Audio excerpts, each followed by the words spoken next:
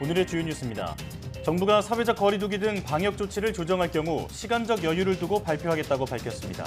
또 의료기관과 약국 종사자 35만 명에 대한 예방접종을 가능한 앞당겨 시행하기로 했습니다.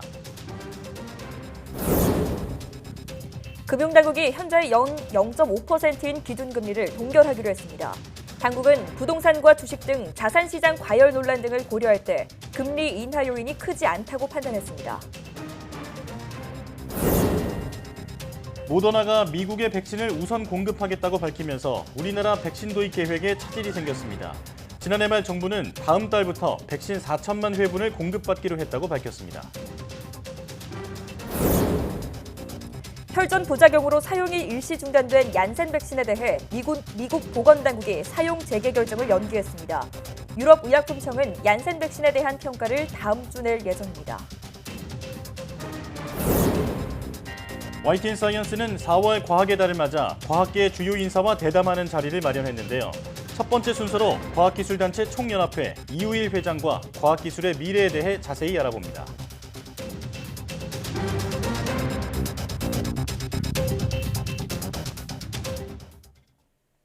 여러분 안녕하십니까? 사이언스 투데이 시작합니다. 최근 코로나19 확산세가 거센 가운데 정부는 사회적 거리두기를 비롯한 방역 조처를 조정하게 되면 시간적 여유를 두고 발표하겠다고 밝혔습니다. 윤태호 중앙사고수습본부 방역총괄반장은 방역 조치를 조정하는 명확한 기준을 설정하는 것 자체가 코로나19 상황에서는 어렵다며 이같이 말했습니다.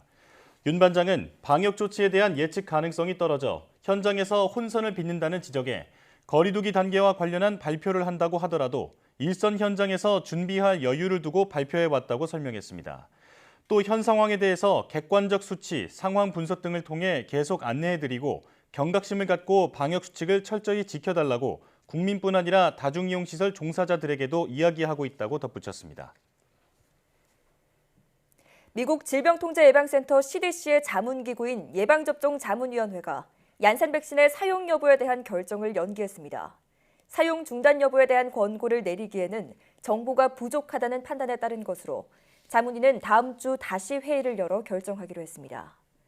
외신들에 따르면 이번 회의는 얀센 백신에 대한 CDC의 조사가 진행될 동안 접종을 계속 중단할지, 중단한다면 기간을 얼마로 둘지에 초점이 맞춰졌는데 접종 중단 기간을 놓고 위원들 간의 의견이 엇갈렸습니다.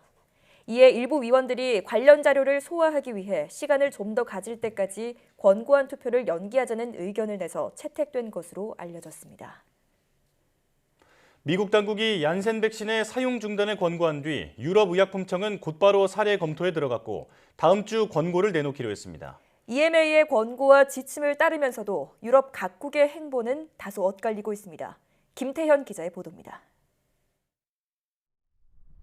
유럽의약품청 EMA는 존슨앤존슨의 계열사 얀센의 코로나 백신에 대한 평가에 나섰습니다.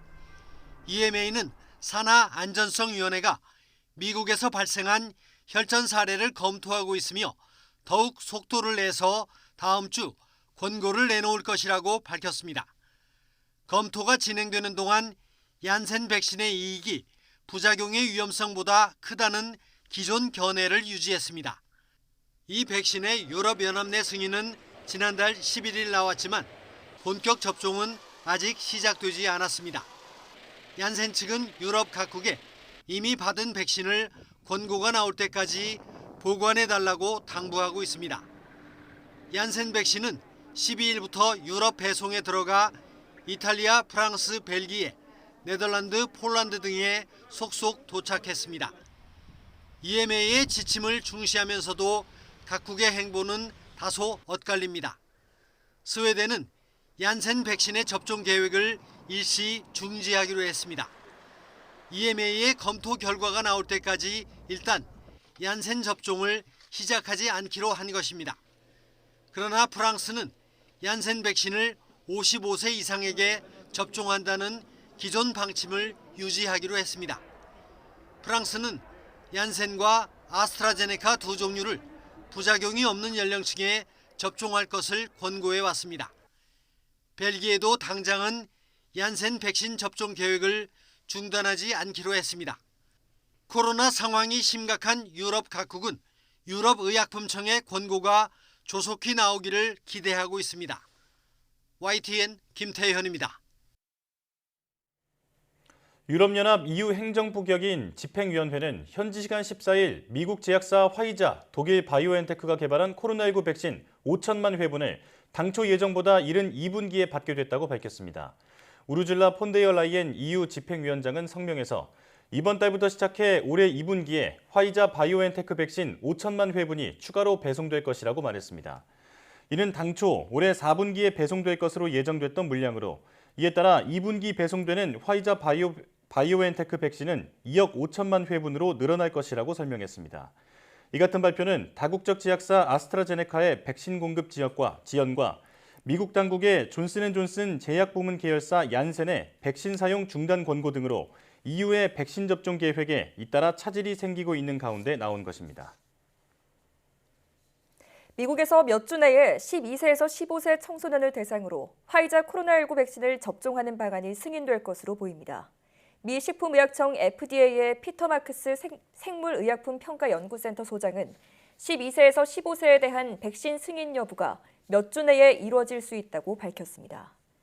마크스 소장은 우리는 이 문제를 해결하기 위한 시급성을 느끼고 검토하는 데 최선을 다할 것이라며 이같이 말했습니다. 그러면서 접종 대상을 12세까지 낮추면 중고등학교 학생들이 다시 학교로 돌아오는 것이 가능할 것이라며 가을쯤 등교 재개를 희망한다고 덧붙였습니다. 앞서 화이자는 지난 9일 FDA에 12세에서 15세를 대상으로 한 코로나19 백신 긴급 사용 승인을 신청했습니다. 우리나라가 다음 달부터 백신 4천만 회분을 공급받기로 약속했다던 미국 제약사 모더나가 미국의 백신을 우선 공급하고 미국 외 지역은 공급은 늦어질 것이라고 밝혔습니다. 아스트라제네카에 이어 얀센 백신마저 부작용 문제가 제기되며 공급에 차질이 빚어지고 있는 상황인데요. 우리 정부의 백신 도입 계획에 빨간불이 켜졌습니다. 강성옥 기자입니다. 문재인 대통령은 지난해 말 미국의 글로벌 제약회사 모더나의 CEO와 통화한 뒤 5월부터 4천만 회분을 공급받기로 했다고 밝혔습니다. 당초 공급 추진 물량도 2천만 회분에서 4천만 회분으로 2배로 늘렸고 공급 시기도 3분기에서 2분기로 앞당긴 것입니다. 그러나 예정대로 공급이 이루어질지 불투명한 상황이 됐습니다.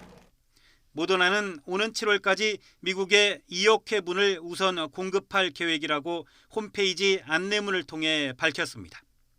미국의 지역의 공급망은 미국보다 구축이 1분기 정도 늦어졌고 계속 확장하고 있다고 전했습니다. 전 세계적으로 백신 확보 경쟁이 치열해지면서 한국을 포함한 다른 국가는 공급 일정이 후순위로 밀릴 가능성이 그만큼 커졌습니다. 모더나가 지난 연말부터 최근까지 공급한 전체 백신 1억 3,200만 회분 가운데 미국 밖으로 보낸 것은 약 1,500만 회분에 지나지 않습니다. 한국은 지난 연말 모더나와 계약했지만 유럽연합, 영국, 일본, 캐나다 등이 먼저 계약한 상황이어서 구체적인 공급 일정은 아직도 공개되지 않고 있습니다. 정부는 당초 올해 11월까지 집단 면역을 이룬다는 계획이었습니다. 그러나 아스트라제네카에 이어 얀센 백신의 희귀혈전 부작용 문제가 제기된 데 이어 기대했던 모더나의 대량 공급도 불확실해지면서 11월 집단 면역 달성에 차질이 우려되고 있습니다. YTN 강성욱입니다.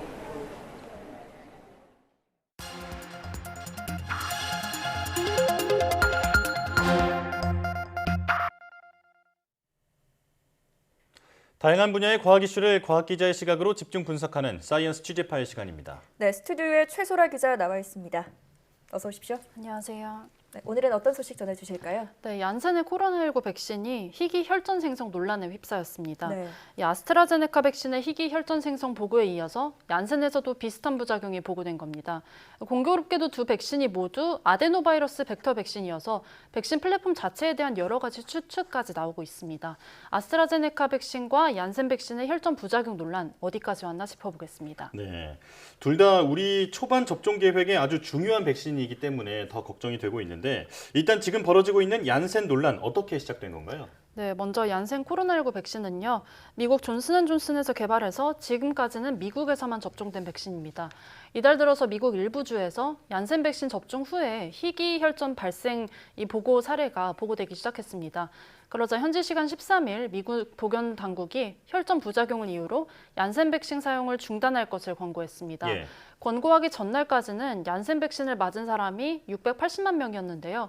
이 가운데 6명에게서 희귀 혈전이 보고됐고 또 1명이 사망했다고 전해졌습니다. 자문기관인 이 미 예방접종 자문위원회가요.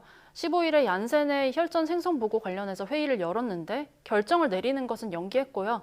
다음 주 다시 회의를 열기로 한 상태입니다. 예. 네. 얀센이 지금까지는 미국에서만 접종이 됐었고 유럽에도 공급 예정이었고 우리나라에도 들어올 계획이었잖아요. 해외 상황은 어떻습니까? 네, 존슨앤존슨은 얀센 백신을 유럽에게 공급하기로 하고서 일부 물량을 배송하기도 했습니다. 예. 그런데 미국의 이런 접종 중단 결정이 나온 뒤에 유럽 내 물량 보급을 연기한다고 발표했습니다. 유럽의약품청도 미국에서 발생한 희귀 혈전 사례를 조사하고 있다면서 다음 주에 결과를 발표하겠다고 했습니다. 이 얀센 백신을 받은 유럽 국가들은 아직은 백신 접종을 하지는 않고 있지만 프랑스 등 일부 국가가 연령을 제한해서 사용하겠다는 방침을 유지하겠다고 밝혔습니다. 함께 들어보시겠습니다. Ce vaccin a bénéficié des autorisations de la part des agences de santé européennes et françaises. Et donc, à ce stade, ce vaccin va évidemment être distribué et administré dans les mêmes conditions que ce qui est prévu aujourd'hui pour le vaccin AstraZeneca, c'est-à-dire pour les personnes âgées de plus de 55 ans.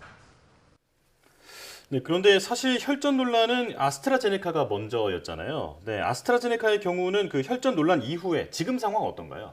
네, 아스트라제네카의 경우 지난달 유럽에서 희귀 혈전 발생이 보고되면서 유럽 20여 개 국가에서 접종이 중단되기도 했었죠. 예. 네. 이후에 유럽의약품청이 아스트라제네카와 희귀 혈전 생성에 관련이 있을 수 있다고 하면서도 백신을 접종하는 것이 접종을 중단하는 것보다 이익이 더 크다고 밝혔습니다. 네. 현재는 유럽 일부 국가들이 이 아스트라제네카 백신을 접종을 제기했지만은 접종 연령은 제한을 한 상태입니다. 스페인은 60세에서 65세 미만에게만 접종하기로 했었고요. 벨기에는 56세 이상, 그리고 이탈리아는 60세 이상 등입니다. 예. 우리나라도 현재 30세 미만은 아스트라제네카 백신을 접종하지 않도록 제한한 상태입니다. 예. 네. 앞서 말씀하신 얀센의 희귀 혈전 사례와 아스트라제네카 희귀 혈전 사례가 비슷한가요? 유사한 거죠? 네, 그렇습니다. 유사한 사례인데요. 이 두 백신 접종 후 발생한 증상이 혈소판 감소를 동반한 뇌정맥동 혈전증입니다. 일반 혈전증과 다르게 뇌 특정한 부위에 이 혈전, 그러니까 피딱지가 생기는 겁니다. 예.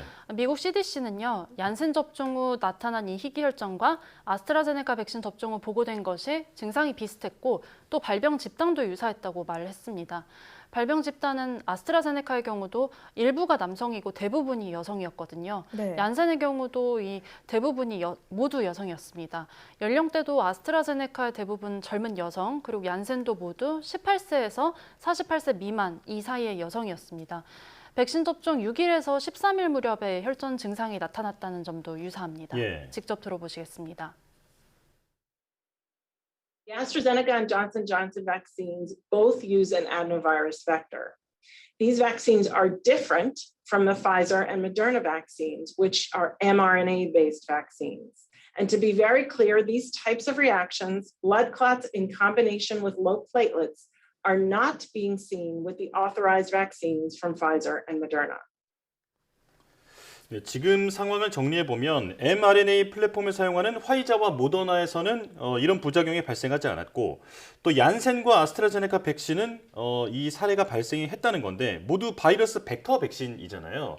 자, 그렇다 보니까 백신 플랫폼 자체의 문제가 아닐까 이런 의구심이 나오고 있는데 원인은 어떻게 보고 있습니까? 네, 아직은 원인이 밝혀지지는 않았습니다. 네. 하지만 국내외 전문가들 사이에서 이 제조 방식과 부작용의 연관성을 배제할 수 없는 것 아니냐 이런 목소리가 나옵니다. 네. 네, 먼저 아데노바이러스 벡터 백신의 구조를 보면요. 코로나19 바이러스의 유전자를 완전히 다른 바이러스에 넣어준 형태입니다. 다시 말해서 다른 바이러스가 코로나19 유전자를 우리 몸에 전달하는 전달체가 되는 겁니다. 네. 이 전달체 유전자가 아스트라제네카의 경우 침팬지의 아데노바이러스를 사용했고요. 얀센 백신은 인간 아데노바이러스를 사용했는데요. 아데노바이러스가 감기나 폐렴을 일으키는 바이러스거든요. 네. 아직은 정확한 원인이 규명되진 않았지만 이 아데노바이러스의 고유의 특성 문제가 아니냐 이런 추정까지 나오고 있습니다.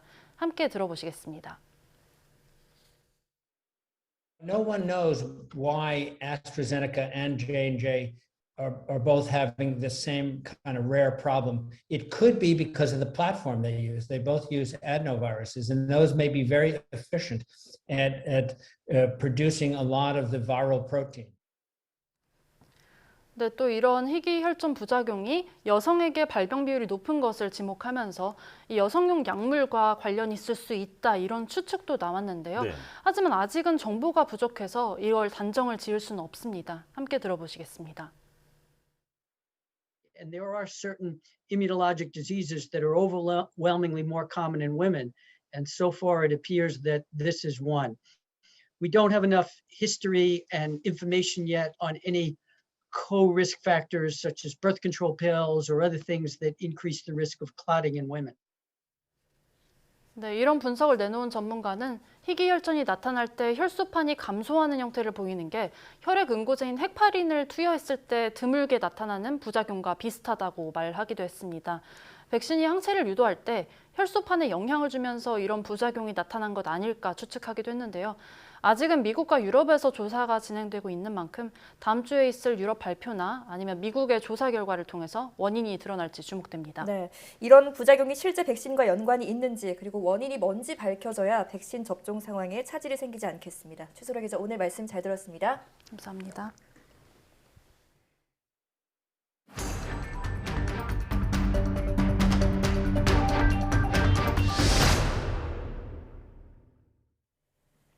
국내 신규 환자가 연일 600명 안팎으로 발생하면서 불안한 상황을 이어가고 있습니다. 이런 가운데 백신 혈전 논란과 수급 불확실성이 커지면서 11월 집단 면역 달성에 빨간불이 켜졌습니다. 코로나19 브리핑 고려대학교 약학대학 김정기 교수와 함께 자세히 짚어보겠습니다. 전화로 연결합니다. 교수님 나와 계십니까? 네, 안녕하세요. 네. 연일 확진자가 대거 나오면서 4차 유행에 대한 경고가 계속 나오고 있습니다. 심지어는 확진자가 급격하게 늘어나는 이른바 더블링 우려도 제기되고 있는데요. 다음 주에 1,000명을 넘을 것이란 전망도 있는데 교수님께서는 어떻게 보십니까? 일단 말씀하신 것처럼 4차 유행의 경고라기보다는 일단 제 개인적으로는 4차 유행이 시작됐다라고 보고 있습니다. 지금 확진자 규모가 지난 2차 유행 때, 그러니까 7월, 8월 때 보였던 2차 대유행 때보다 훨씬 더 많거든요. 그러니까 네. 이미 4차 유행이 시작됐다라고 저는 보고 있고, 질문하신 것처럼 다음 주 1,000명을 넘을 것이냐 아니냐, 이 부분은 예측하기는 상당히 어려운 부분이 있습니다. 근데 현재 평일 기준으로 오늘은 600명대 후반을 나타냈지만 연일 700명대를 기록하고 있거든요. 네. 이 기간도 지난주부터 계속 이어지고 있는 상황이고, 현재 방역당국에서는 사회적 거리두기 사용 조정이나 영업시간 단축을 검토하겠다라고는 하고 있지만 아직 적용되지 않고 있거든요. 네. 기본적으로 확진자 규모가 700명대를 보이는 굉장히 큰 규모고 감염 재생산 지수도 전국 대부분에서 1을 넘은 상황입니다.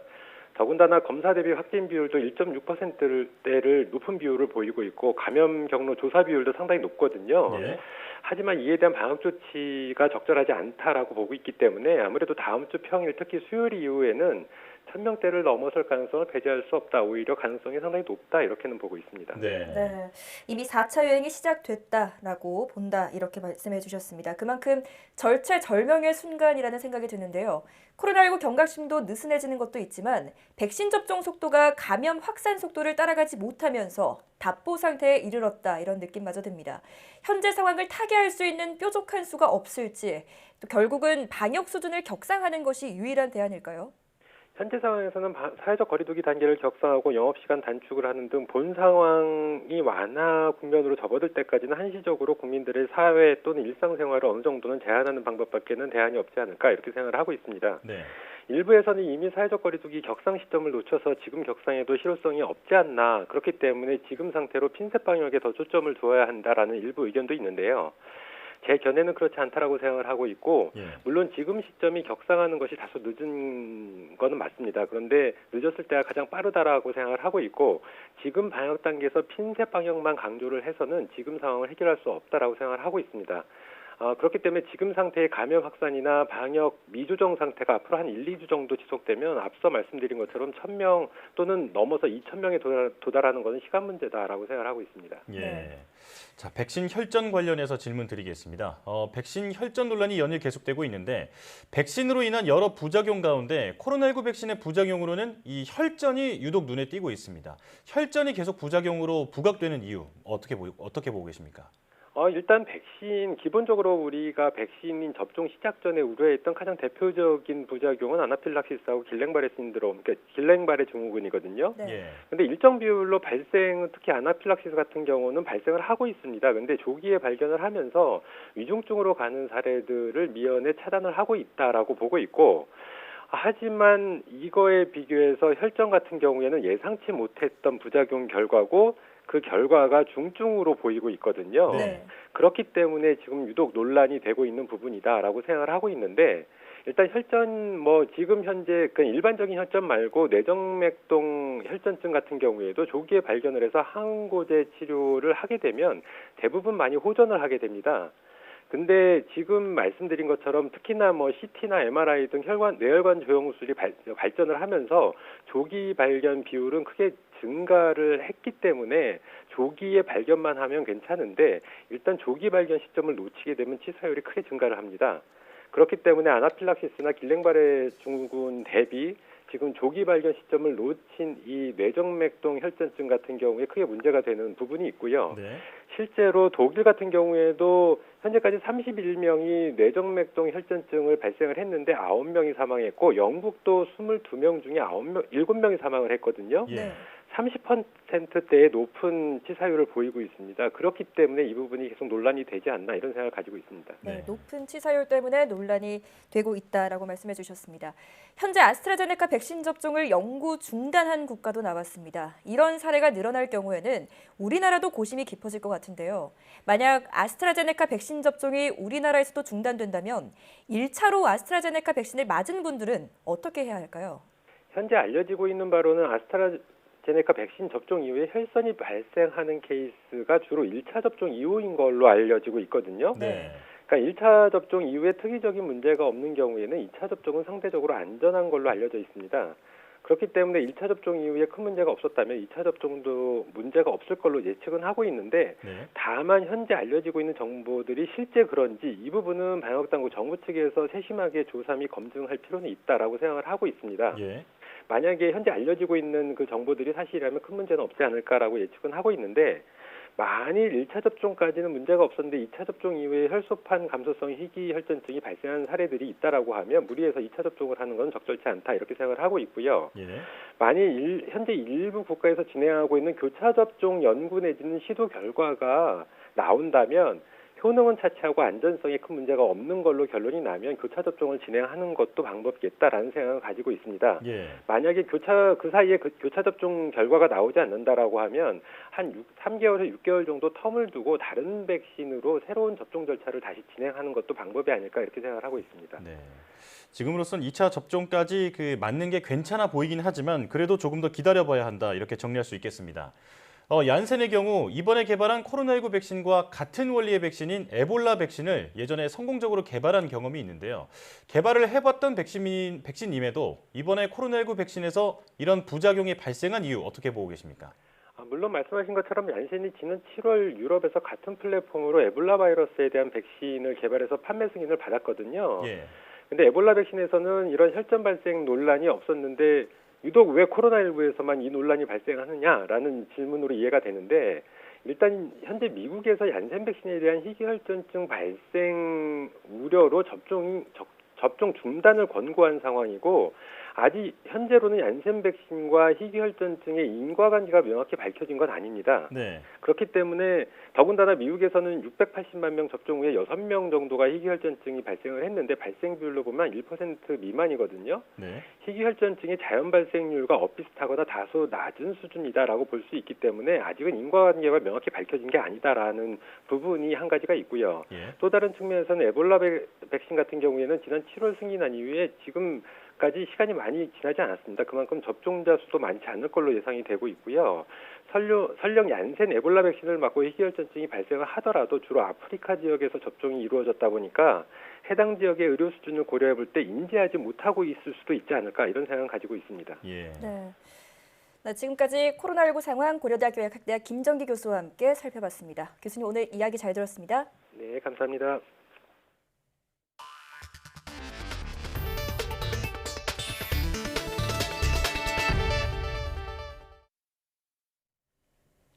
일본의 후쿠시마 원전 오염수 해양 방류에 대한 반발이 커지고 있는 가운데 국제원자력기구가 한국 등 주변국 전문가가 참여하는 국제조사단 파견을 검토하고 있는 것으로 나타났습니다.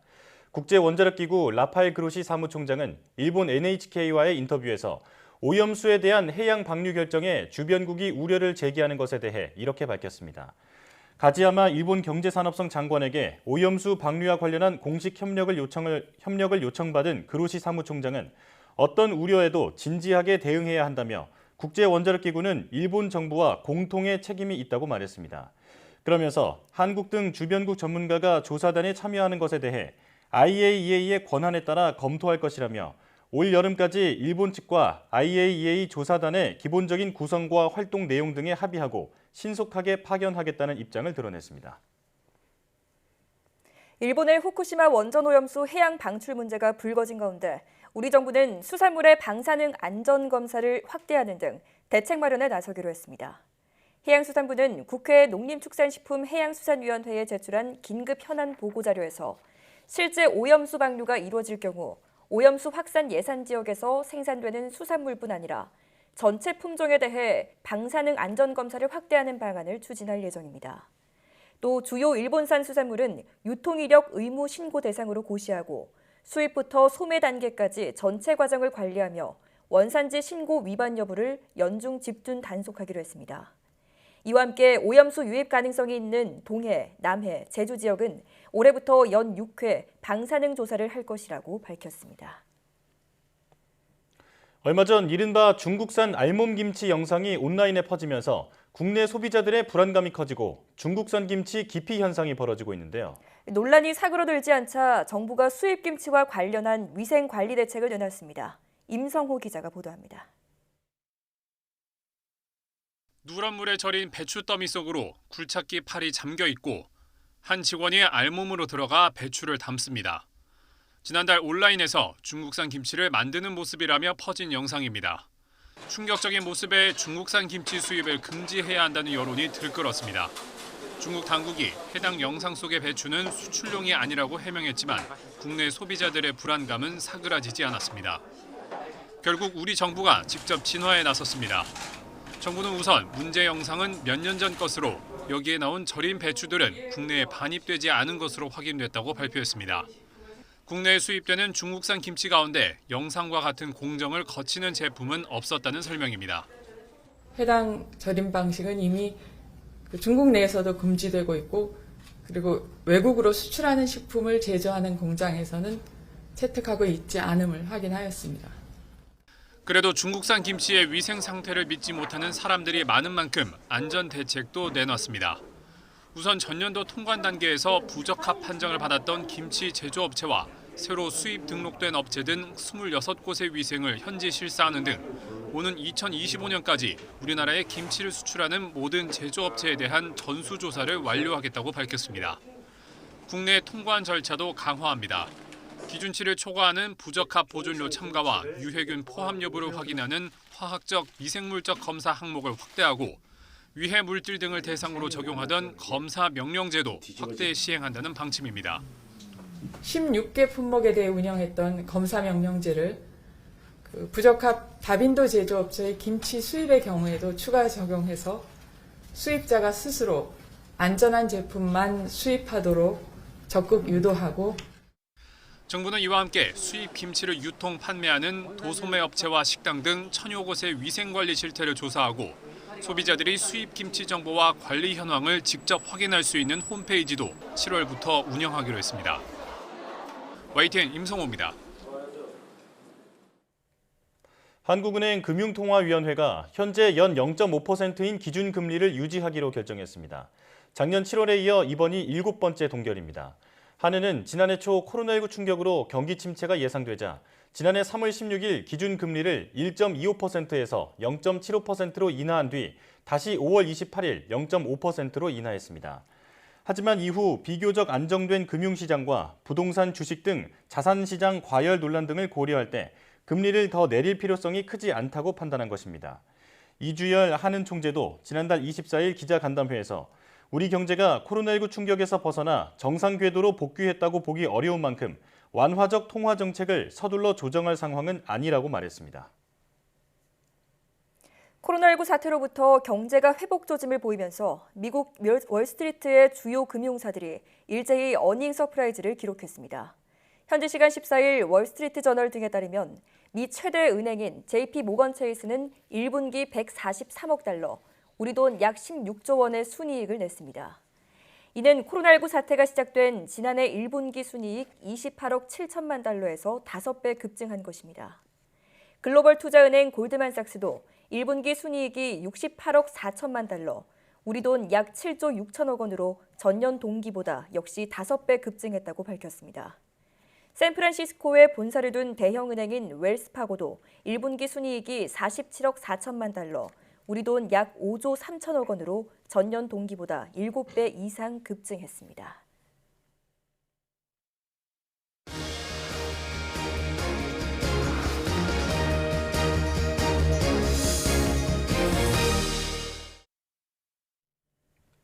(4월은) 과학의 달이죠. 그래서 이번 달은 과학계 주요 인사와 깊이 있는 이야기 나눠보는 시간을 마련했습니다. 네, 오늘은 첫 순서로 국민과 함께하며 열린 과학기술을 꿈꾸는 과학기술단체 총연합회 이호일 회장을 모셨습니다.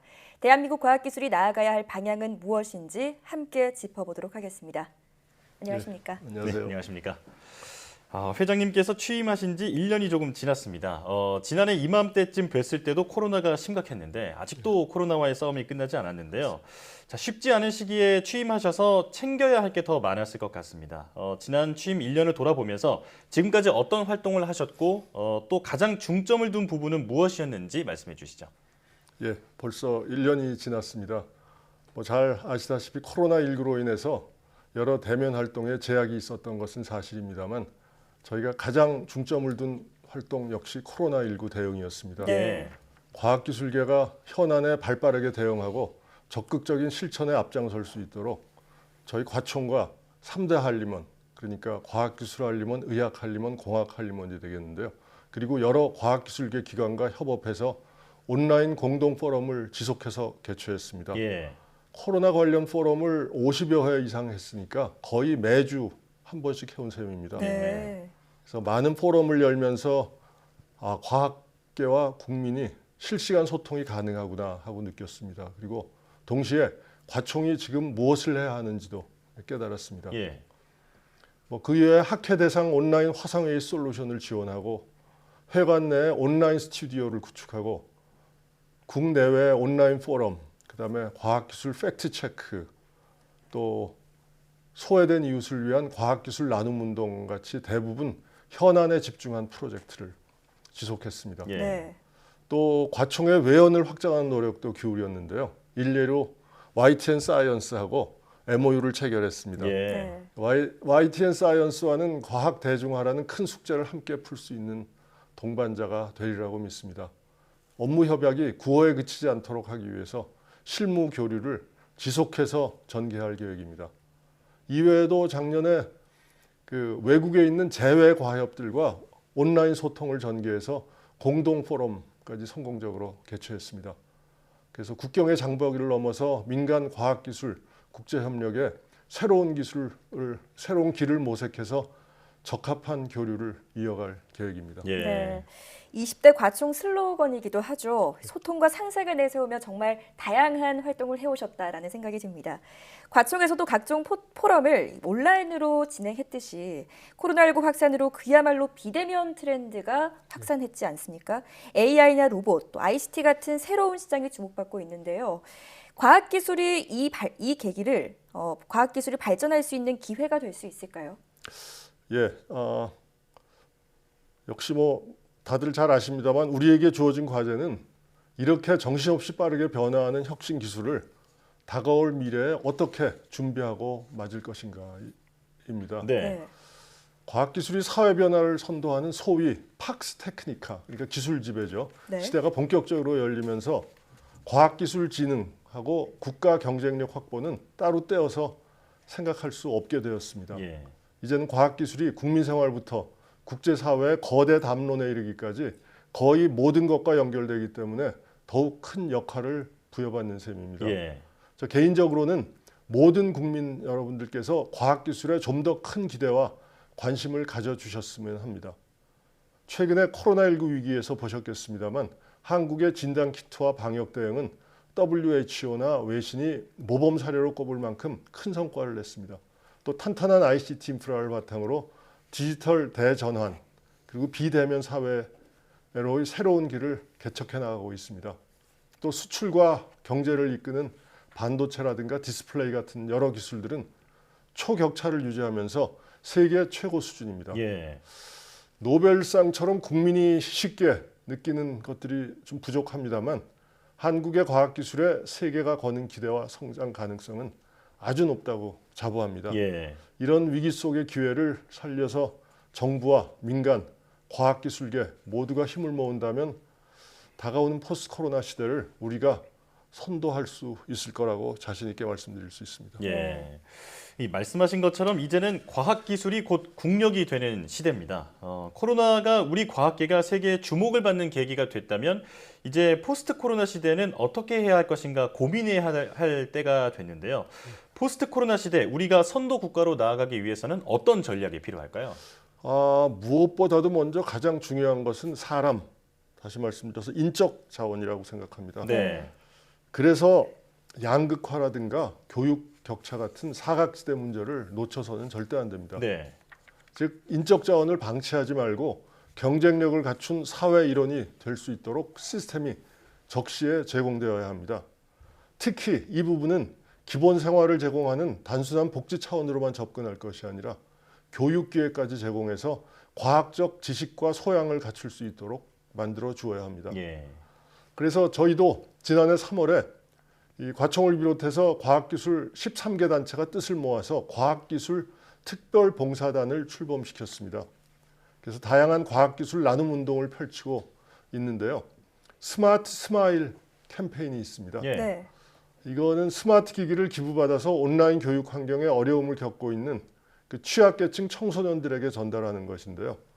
코로나19, 인구 문제, 교육, 인재 같은 다양한 키워드가 담긴 그런 나눔 활동이라고 보시면 될 것 같습니다. 예.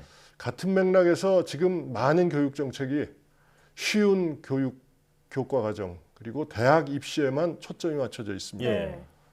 그래서 포스트 코로나와 AI 시대를 많이들 말하고 있습니다만 정작 수학 교과 과정에서는 예를 들어서 AI 학습의 관건이 될 벡터라든가 행렬은 제외되어 있습니다. 예. 그래서 이 꼭 필요한 지식이라면 다소 어렵더라도 학습 방법을 쉽고 재미있게 바꿔서라도 가르쳐야 한다고 생각합니다. 예. 네. 포스트 코로나 시대를 선도하는 가장 큰 전략은 미래인재 양성이다 이렇게 말씀해 주셨습니다. 과학기술인은 물론 국민과의 전방위적인 소통을 중점적으로 내세우고 계신데요. 회장님 임기 내에 완공될 사이언스 플라자 역시 이런 과학기술을 나누고 소통하기 위해서 마련됐죠? 예, 그렇습니다. 가칭입니다만 사이언스 플라자 건물은 올해 말 완공 예정입니다. 예. 그래서 개방적 교류의 장으로 꾸밀 예정입니다. 제 꿈입니다만 과학기술계하고 인문사회계가 서로 교류하고 선배 연구자들과 후배 연구자들이 모여서 협력하고 또 더 나아가서 과학기술 전문가들과 일반 국민이 같이 모여서 상호 소통하는 그런 장으로 만들어 나가려고 합니다.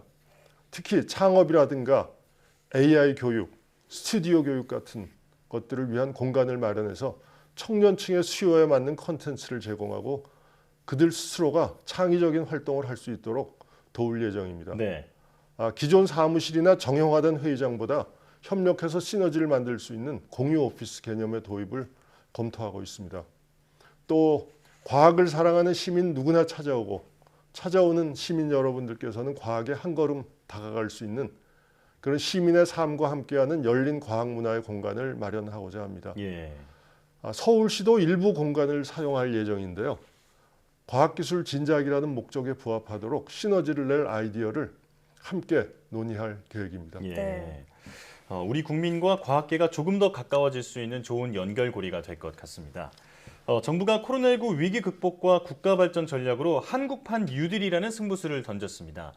이 가운데 디지털 뉴딜은 모든 산업을 디지털 중심으로 전환한다는 건데 성공적으로 실현되기 위해서는 어떤 부분에 중점을 둬야 할까요? 예, 우리나라는 일찍이 세계적으로 인정받는 탄탄한 정보통신 인프라를 구축하면서 ICT 강국으로 발돋움해왔습니다. 저는 정부의 디지털 뉴딜 정책이 우리가 잘하는 것을 더 잘할 수 있게 뒷받침하는 마중물 역할을 할 것이라 이렇게 기대하고 있습니다. 예. 네. 지난 1년 동안 우리는 코로나19라는 큰 위기를 겪었습니다만 한편으로는 디지털 대전환의 새로운 기회를 열기도 했습니다. 그래서 교육이라든가 의료, 근무 환경 같이 어디서나 비대면 기반이 필수화되면서 우리가 가지고 있던 최고 수준의 네트워크, 데이터 인프라가 큰 힘을 발휘했고 4차 산업혁명 시대와 맞물려서 AI 기반의 경제, 사회 변화를 가속화하고 있습니다. 예.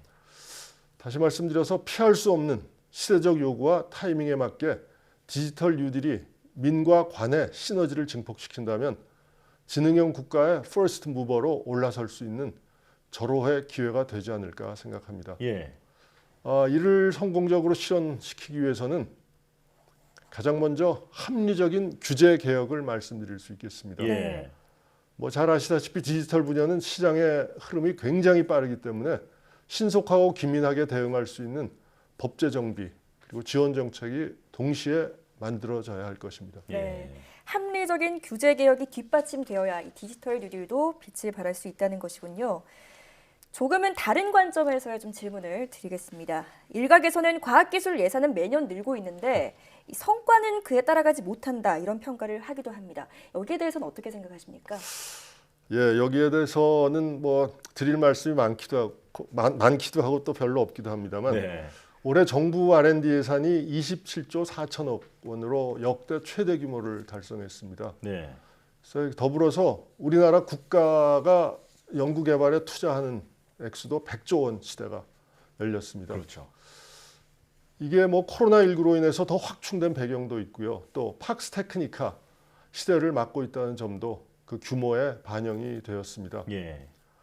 이제 한편에서는 지금 말씀해 주신 바와 같이 점점 커지는 투자 규모보다 혁신적인 성과가 눈에 띄지 않는다는 그런 지적이 있습니다. 그래서 저희 과학기술계도 자성이 필요하다고 생각합니다. 그렇지만 저는 조금 더 다른 시각에서 긍정적인 해석을 해보고 싶습니다. 네. 올해의 경우에 증액된 R&D 예산의 15.8%가 기초연구 분야 예산입니다. 네. 그런데 R&D는 이미 많이 말씀들을 하십니다만 축적이 필요합니다. 네. 예를 들어서 그 물통을 가지고 말씀을 드리면 물통에 물을 채워서 넘치게 하려면 얼마 정도는 계속 붓기만 해야 합니다. 그렇죠. 올해의 예산 규모 증가가 당장 내일의 혁신 성과로 이어지기는 어렵습니다. 다시 말씀드려서 재원과 지원책은 생태계 조성의 역할을 해야 되고 이 생태계 안에서 연구 성과와 기술의 축적이 일어나야 합니다. 여기에는 실패를 포함한 수많은 경험이 만든 노하우도 필요합니다. 예. 이렇게 오랜 시간을 걸쳐서 건강한 생태계가 조성되고 나서야 숱한 혁신 성과가 나올 수 있습니다. 네. 예. 과학기술 성과를 국민이 체감하고 누리기 위한 성장을 위해서는 연구자의 역할이 무엇보다 중요할 것 같은데요. 어떤가요? 예, 그렇습니다. 그래서 이제 무엇보다도 그 혁신적인 성과를 내려면 그 창의성이 필요합니다. 그런데 창의성을 제대로 발휘하고 진작시키려면 자율성이 보장되어야 합니다. 그런데 자율에는 신뢰가 뒷받침되어야 합니다. 예. 꾸준히 뭐 연구개발 예산이 증액되고 있는 점은 정부가 그 연구개발 현장을 신뢰했기 때문에 가능한 부분이라고 생각합니다. 그리고 더 나아가서 저는 과학기술계 스스로가 자부심을 갖자고 말씀드리고 싶습니다. 네. 정부 R&D 예산이 최초로 20조 원을 훨씬 돌파해서 30조 원에 육박한 것은 그 자체로 뜻깊은 의미가 있고요. 과학기술계의 역할과 기대가 그만큼 커졌다는 점을 잊지 말고 책임의식을 가져야 한다고 생각합니다. 예. 왜냐하면 과학기술이 대한민국의 미래이자 원동력이기 때문입니다. 예. 네. 우리 과학기술계가 스스로 자부심을 갖자는 말씀이 울림이 있네요. 네. 자, 이제 마지막으로 앞으로 과총의 운영 계획과 목표에 대해서도 말씀해 주시죠. 예, 저는 뭐 계속 그래왔습니다만 소통과 상생을 큰 축으로 두고 과총 본연의 역할과 새 시대의 요구에 적극적으로 대응하고자 합니다. 네. 먼저 과총이 과학기술 혁신 생태계를 활성화할 수 있도록 학문 간, 분야 간, 세대 간 주체들이 자유롭게 소통하고 협력하는 집단 지성의 플랫폼이 되어야 한다고 봅니다. 또 무엇보다 미래 세대의 역할이 중요합니다. 과총이 새롭게 시도하고 있는 대학생 크리에이터라든가 청소년 멘토링 토크 콘서트 등을 계속 이어가면서 접점을 확대해 나갈 계획입니다. 나아가서 과학기술 중심의 국정 운영이 바로 설 수 있도록 조력하는 집합체가 되겠습니다. 예. 최근 수많은 정책 이슈들이 모두 과학기술과 연계되고 있는데요. 과학기술 정책 결정에 있어서 객관성, 합리성이 담보될 수 있도록 노력하겠습니다. 네. 과총도 새로운 시대의 변화를 적극 수용하면서 온라인 플랫폼 강화에 노력하고 있습니다. 과학 대중화를 위해서 작년 3월에 시작한 블로그는 누적 방문자 수 100만을 돌파했습니다. 그리고 유튜브 구독자도 지난 1년간 20배 이상 성장했습니다. 예. 그거는 YTN 사이언스의 유튜브 성공 사례가 아주 큰 동기부여가 되었는데요. 네. 앞으로도 600개 회원단체, 500만 과학기술인과 함께 나아가겠습니다. 네.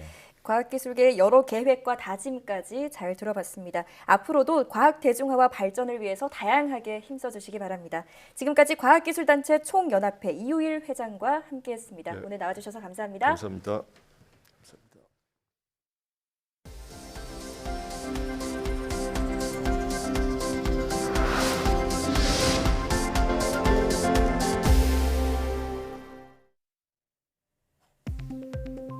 장시간 마스크를 착용할 때 피부가 손상될 수 있다는 사실이 과학적으로 입증됐습니다. 중앙대병원 피부과 연구팀은 KF94 마스크 착용 전후 피부 상태를 분석한 결과 마스크에 가려진 양볼과 코끝의 피지양과 홍반, 피부 온도가 이마나 미간보다 더 높게 나타났다고 밝혔습니다. 연구팀은 이런 변화가 마스크 착용 시간이 길수록 커졌다며 장시간의 마스크 착용이 피부 장벽 손상으로 이어질 수 있다는 사실을 객관적으로 입증하는 자료라고 덧붙였습니다. 주변에서 빨아들인 물질을 분출하는 블랙홀의 강력한 제트 현상이 포착됐습니다.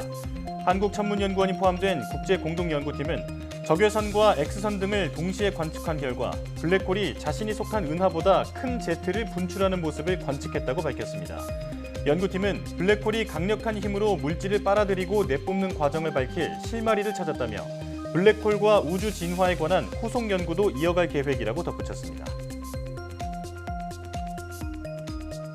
아동이나 청소년을 대상으로 한 디지털 성범죄가 2018년 기준 전년보다 19.3% 늘어난 것으로 나타났습니다.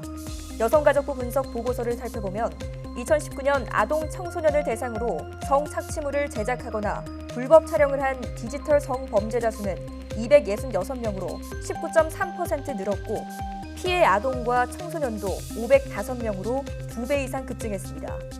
피해자 평균 나이는 14.2세로 집계됐으며 16세에서 18세 피해자가 전체 약 42%로 가장 많았습니다. 인류의 건강을 지켜온 최고의 발명품으로 백신이 선정됐습니다.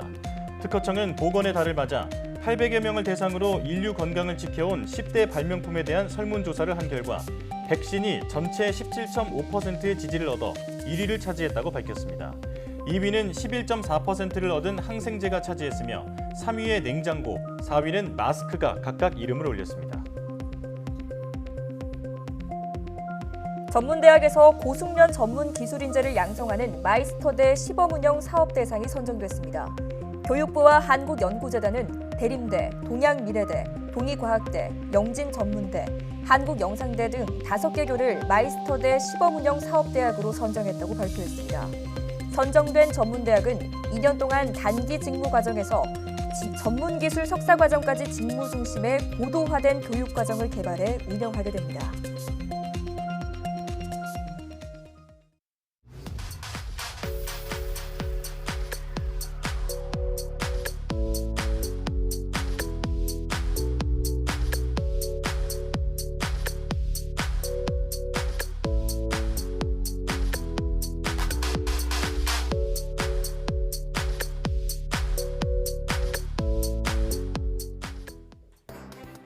코로나를 겪으면서 과학기술이 사회 변화를 선도하는 팍스 테크니카 시대가 본격적으로 열렸습니다. 과학기술이 곧 국가 경쟁력이 되는 지금, 포스트 코로나 시대에 대한 체계적인 준비가 필요합니다. 세계를 선도하는 과학 선진국으로 발돋움할 수 있게 우리 과학계에 관심과 응원을 보내주시기 바랍니다. 사이언스 투데이 마칩니다. 함께해 주신 여러분 고맙습니다.